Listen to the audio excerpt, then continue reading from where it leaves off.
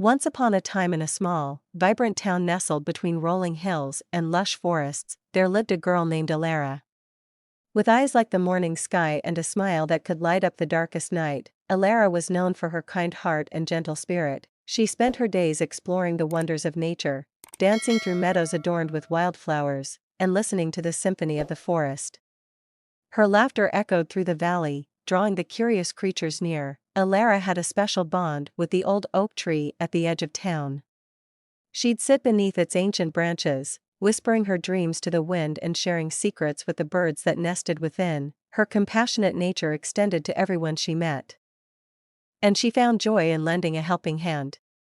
Whether it was comforting a friend in need or nursing an injured animal back to health, Elara's warmth touched the lives of all who crossed her path. As the seasons changed, so did Elara, blossoming like the flowers she so dearly loved. Her wisdom grew with the passage of time, and her adventurous spirit led her to discover new wonders beyond the town's borders. But amidst her adventures, Elara never forgot the simple joys of home, the laughter of friends, the comfort of family, and the serenity of nature.